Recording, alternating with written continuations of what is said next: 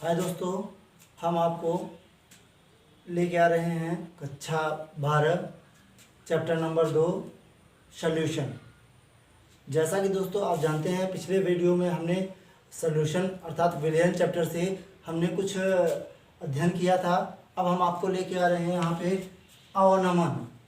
अवनमन किसे कहते हैं, ये है क्या, इसमें ये बताया जाता है कि अवनमन जो है तो हम परिभाषा से भी क्लियर कर सकते हैं कि ये अवनमन होता क्या है। जैसे वाष्प दाब का अवनमन, वाष्प दाब का अवनमन, तो यानी कहने का मतलब है कि जो शुद्ध विलायक है उसको पूर्ण रूप से वाष्प में बनने नहीं देता, और वो जो बनने नहीं देते वो जो होता है वो कह सकते हैं कि अवाष्पशील पदार्थ होते हैं।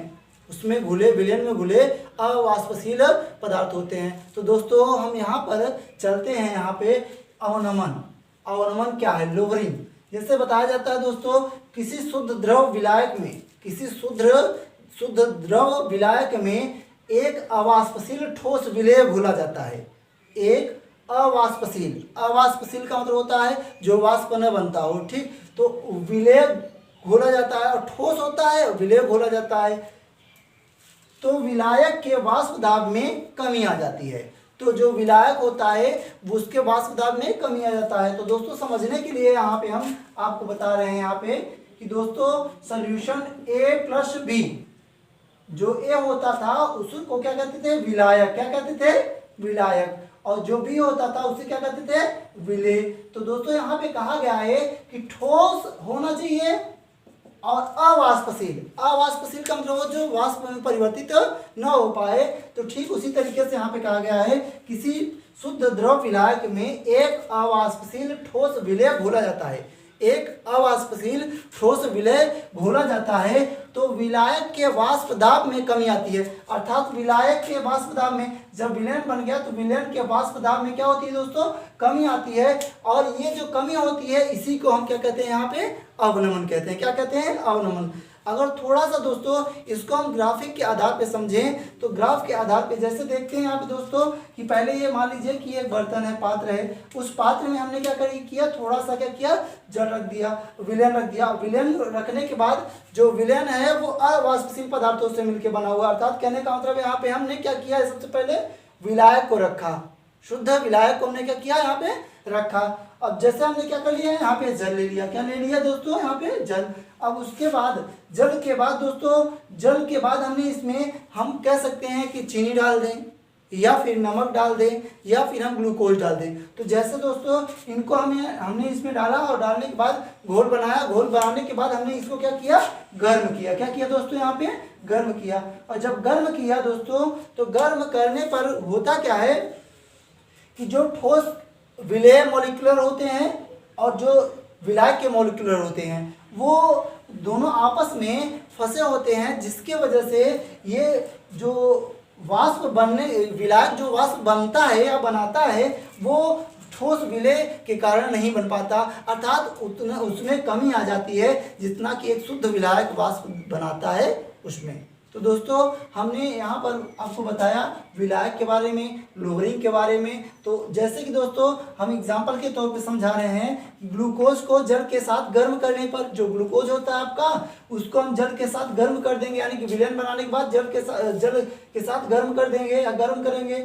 विलयन में से केवल जल ही, यानी कि जो विलयन बनेगा आपका ग्लूकोज और जल का, उसमें से केवल जल ही वाष्प के रूप में परिवर्तित होगा, न कि ग्लूकोज परिवर्तित होगा। अर्थात हम यहाँ पे कह सकते हैं कि ग्लूकोज के विलयन में, जल के साथ ग्लूकोज के विलयन में, विलयन को गर्म करने पर केवल जल के, यानी विलायक के रूप में जल है तो जल ही वाष्प के रूप में परिवर्तित होगा, न कि ग्लूकोज होगा।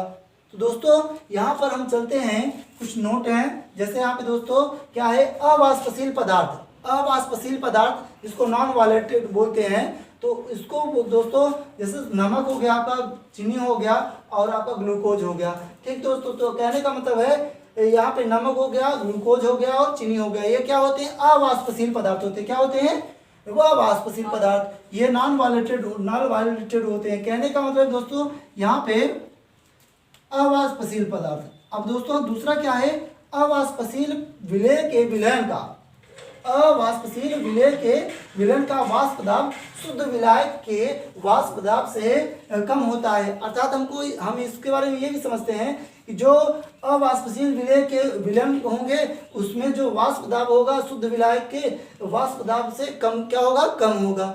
ठीक उसी प्रकार दोस्तों हम यहाँ पे समझते हैं कि वाष्प दाब में यह कमी विलयन में उपस्थित अवाष्पशील विलय के द्रव्यमानों के अनुक्रमानुपाती होता है। अर्थात इसमें ये कहा जाता है दोस्तों कि जो वाष्प दाब है, वाष्प दाब में यह कमी, जो वाष्प दाब में ये कमी आई हुई अर्थात शुद्ध विलायक पूरा वाष्प बन करके ऊपर की ओर नहीं जा पा रहा है यहाँ पे, तो न जा पाने के कारण उसमें उपस्थित विलयन में उपस्थित अवाष्पशील विलय के द्रव्यमान के अनुक्रमानुपाती होता है। तो दोस्तों जैसे कि हम यहाँ पर कुछ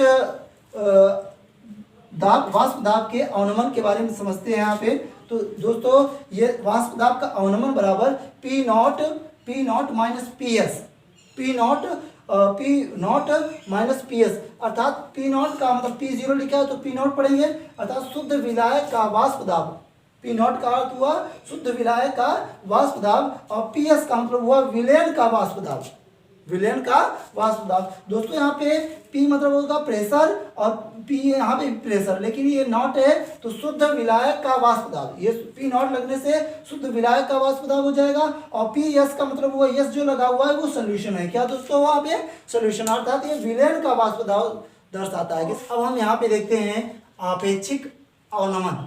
आपेक्षिक अवनमन वो है क्या, उसके बारे में हम यहाँ पे समझते हैं। तो जैसे दोस्तों हम आपको बताते हैं आपेक्षिक अवनमन, जैसे परिभाषा से हम स्पष्ट करते हैं। जैसे कहा गया है कि अवाष्पशील विलय के घोलने से, किसी अवाष्पशील विलय के घोलने से, किसी अवाष्पशील विलय के घोलने से विलयन में विलायक के वाष्प दाब, विलयन में विलायक के वाष्प दाब में कमी आ जाती है एवं शुद्ध विलायक के वाष्प दाब का अनुपात। अर्थात कहने का मतलब यहाँ पे हमारा कि किसी अवाष्पशील विलय के घोलने से विलयन में विलायक के वाष्प दाब में आने वाली कमी एवं शुद्ध विलायक के वाष्प दाब का अनुपात विलयन में विलायक के वाष्प दाब को आपेक्षिक अवनमन कहते हैं। तो दोस्तों यहाँ पर हमने जाना कि कहा जाता है यहाँ पे कि आपेक्षिक अवनमन बराबर वाष्प दाब में कमी, वाष्प दाब में कमी और बटे शुद्ध विलायक का वाष्प दाब। तो वाष्प दाब में कमी अर्थात P not minus P S upon P not, अर्थात ये क्या है शुद्ध विलयन है, यानी कि कह सकते हैं शुद्ध वाष्प दाब, ये जो है शुद्ध विलायक है तो विलायक माइनस ये क्या है विलयन का वाष्प दाब। ठीक, और बटे यहाँ पे क्या है शुद्ध विलायक, क्या है यहाँ पे शुद्ध विलायक। तो दोस्तों हमने यहाँ पर देखा आपेक्षिक अवनमन, क्या देखा यहाँ पे दोस्तों आपेक्षिक अवनमन। दोस्तों अब हम देखते हैं यहाँ पे वाष्प दाब, वेपर प्रेशर। वेपर प्रेशर क्या होता है यहाँ पे दोस्तों, हम यहाँ पे वेपर प्रेशर के बारे में जानेंगे। तो दोस्तों जैसा कि आपके साथ डिफिनेशन भी है और ग्राफ भी है तो हम इनसे जान सकते हैं, इसको समझ सकते हैं। तो जैसे देखते हैं यहाँ पे कहा गया है कि वेपर प्रेशर के बारे में, तो वेपर प्रेशर का मतलब जैसे वाष्प दाब अर्थात स्टीम द्वारा, भाप द्वारा जो दाब डाला जाता है उसी को वाष्प दाब कहते हैं। तो जैसे दोस्तों कहा गया है निश्चित ताप पर, निश्चित टेम्परेचर पर या स्थिर ताप पर जब द्रव एवं उसकी वाष्प में, कह रहा है जब द्रव एवं उसकी वाष्प में साम्यावस्था होती है या साम्यावस्था आ जाती है तो द्रव की सतह पर उपस्थित वाष्प के कणों का दाब वाष्प दाब कहलाता है। अर्थात दोस्तों यहाँ समझने की कोशिश करिए, स्थिर ताप पर जब द्रव एवं उसकी वाष्प में, जब द्रव एवं उसकी वाष्प में साम्यावस्था आ जाती है या होती है तो द्रव की सतह पर उपस्थित वाष्प के कणों का दाब वाष्प दाब कहलाता है। जैसे दोस्तों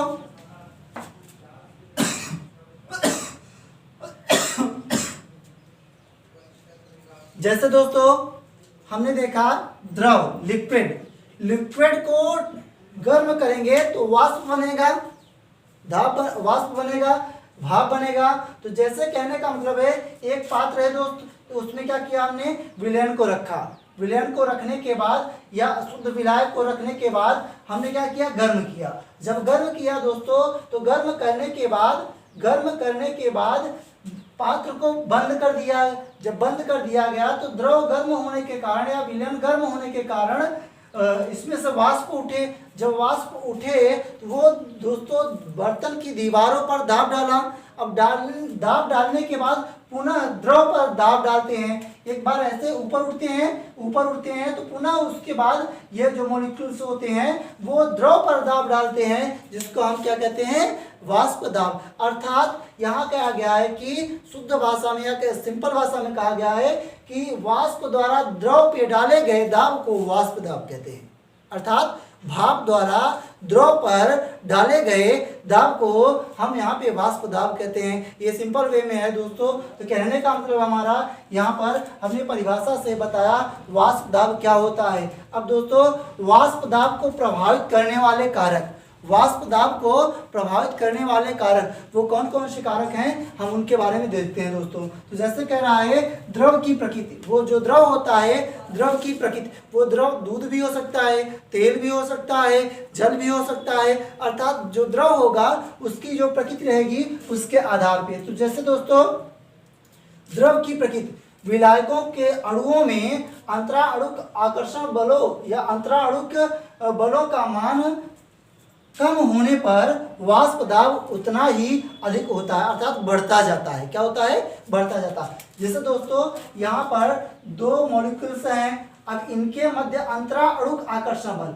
ये इसको खींचता है, ये इसको खींचता है, इसको खींचता है। तो अंतराणुक आकर्षण बल जितना कम होगा उतना ही वाष्प दाब अधिक होता जाएगा। अर्थात जितना अंतराणुक स्थान या कह सकते हैं बल या कह सकते हैं यहाँ पे दोस्तों इस तरीके से हम इस तरीके से कह सकते हैं कि मॉलिक्यूल्स के बीच या अणुओं के बीच जितना अधिक अंतराणुक रिक्त स्थान या अंतराणुक स्थान होगा उतना ही अधिक दाब होगा। तो दोस्तों हमने यहाँ पे समझा कि द्रव की प्रकृति जो होती है उसके आधार पे, तो हमने बताया आपको कि जितना अधिक अंतराणुक आकर्षण बल का मान कम होगा उतना अधिक वाष्प दाब अधिक होगा। तो दोस्तों यहाँ पे अगला क्या है, यहाँ पे ताप का प्रभाव क्या है दोस्तों, यहाँ पे ताप का प्रभाव क्या है, इफेक्ट ऑफ टेम्परेचर। जैसे ताप बढ़ाने पर वाष्प दाब बढ़ जाता है, ताप बढ़ाने पर दोस्तों वाष्प दाब बढ़ जाता है। इसका कारण क्या है, विलयन में जो अवयव होते हैं या घटक जो होते हैं उसके जो मॉलिक्यूल्स होते हैं उनके मध्य गतिज ऊर्जा अधिक हो जाती है, जिसके कारण वाष्प दाब क्या होता है, बढ़ जाता है। अर्थात कहने का मतलब है ताप का प्रभाव, ताप बढ़ाने पर वाष्प दाब बढ़ जाता है। जितना अधिक ताप बढ़ाएंगे उतना अधिक वाष्प बनेगा और उसके द्वारा उस पर क्या करेगा दोस्तों, दाब डालेगा, जिसके कारण दाब क्या होता है, बढ़ जाता है। जैसे यहाँ दोस्तों वाष्प दाब प्रोपोर्शनल ताप, तो जैसे यहाँ पे वाष्प दाब या वाष्प दाब प्रोपोर्शनल होनापान क्वथनांक, ये क्या है यहाँ पे, क्वथनांक। ये क्या होता है, ये अनुक्रमानुपाती होता है, ये व्युत्क्रमानुपाती होता है। व्युत्क्रमान का मतलब होता है उल्टा, अनुक्रमानुपाती होता है उल्टा नहीं। तो कहने का मतलब है वाष्प दाब ताप के अनुक्रमानुपाती होता है और वाष्प दाब क्वथनांक के व्युत्क्रमानुपाती होता है। क्या होता है, व्युत्क्रमानुपाती होता है। दोस्तों जिसको यहाँ पे एक नोट है वो क्या है, अवाष्पशील विलेय मिलाने पर वाष्प दाब कम हो जाता है। नॉन वॉलेटाइल मिलाने पर दोस्तों विलयन में नॉन वॉलेटाइल मिलाने पर उसका वाष्प दाब क्या हो जाता है, कम हो जाता है। अवाष्पशील विलेय का मतलब हुआ जैसे चीनी हो गया, नमक हो गया, ग्लूकोज हो गया, इनको जितना मिलाएंगे उतना वाष्प दाब कम होता चला जाएगा। तो दोस्तों आपने देखा अवनमन और वाष्प